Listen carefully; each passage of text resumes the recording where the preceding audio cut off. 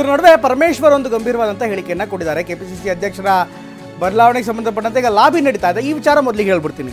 ದಿಢೀರ್ ದೆಹಲಿಗೆ ತೆರಳಿದಂಥ ಈಶ್ವರ್ ಖಂಡ್ರೆ ಇವತ್ತು ಬೆಳಗ್ಗೆ 8:30ಕ್ಕೆ ಇನ್ಫ್ಯಾಕ್ಟ್ 5:30ಕ್ಕೆ ದೆಹಲಿ ಕಡೆ ಪ್ರಯಾಣ ಮಾಡಿರುವಂಥ ಖಂಡ್ರೆ.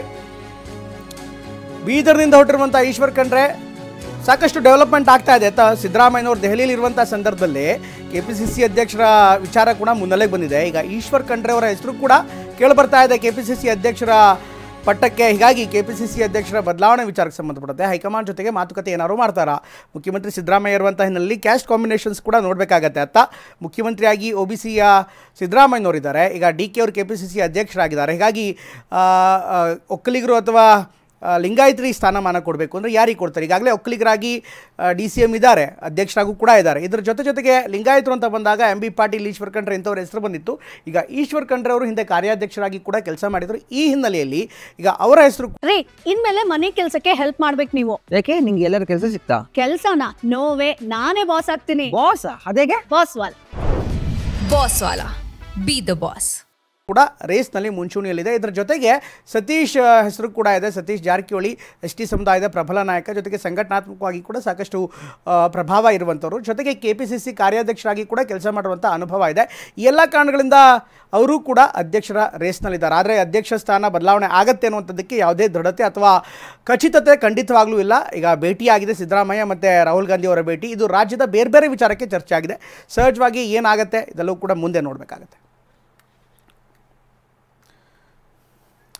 ಈ ಎಲ್ಲ ಬೆಳವಣಿಗೆಗಳ ನಡುವೆ ಪರಮೇಶ್ವರ್ ಒಂದು ಗಂಭೀರವಾದಂಥ ಹೇಳಿಕೆಯನ್ನು ಕೊಟ್ಟಿದ್ದಾರೆ. ನಮ್ಮಲ್ಲಿ ಯಾವುದೇ ರೀತಿಯಾದಂಥ ಗೊಂದಲಗಳು ಇಲ್ಲ ಅನ್ನುವಂಥ ಮಾತನ್ನು ಈಗ ಹೇಳ್ತಾ ಇದ್ದಾರೆ. ನಮ್ಮಲ್ಲಿ ಯಾವುದೇ ರೀತಿಯಾದಂಥ ಗೊಂದಲಗಳು ಇಲ್ಲ, ಸಣ್ಣ ಪುಟ್ಟ ಭಿನ್ನ ಅಭಿಪ್ರಾಯಗಳು ಇರ್ಬೋದು, ನಮ್ಮಲ್ಲಿ ಚಿಕ್ಕ ಪುಟ್ಟ ಭಿನ್ನಾಭಿಪ್ರಾಯ ಇರ್ಬೋದು, ಅದಕ್ಕೆ ಗೊಂದಲ ಅಂದರೆ ಹೇಗೆ ಅಂತ ಪ್ರಶ್ನೆ ಮಾಡಿದ್ದಾರೆ.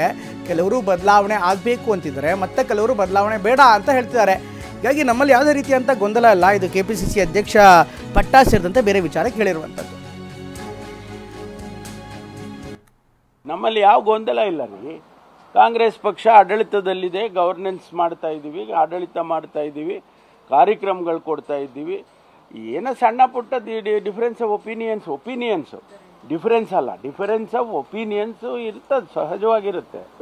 ಅದಕ್ಕೇನು ಗೊಂದಲ ಅಂದರೆ ಅಂದ್ಬಿಟ್ರೆ ಏನು ಹೇಳೋದು? ನಾವು ಸಂಬಂಧವೇ ಇಲ್ಲ.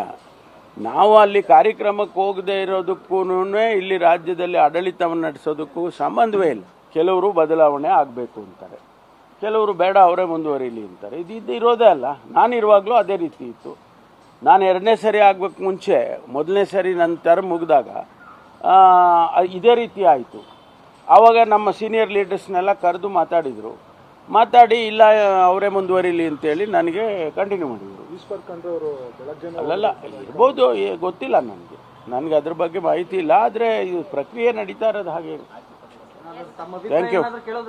ಯಾರು ಏನಕ್ಕೆ ಗೊತ್ತಿಲ್ಲ ಇಲ್ಲ, ಯಾರು ನಾನು ಕೇಳೂ ಇಲ್ಲ. ಅದು ಆ ವಿಷಯನೇ ಬಂದಿಲ್ಲಪ್ಪ. ನೀವೇನು ಆಗ್ತಿರ್ತೀರಿ. ನಮ್ಮಲ್ಲಿ ಯಾವ ಗೊಂದಲ ಇಲ್ಲ ರೀ.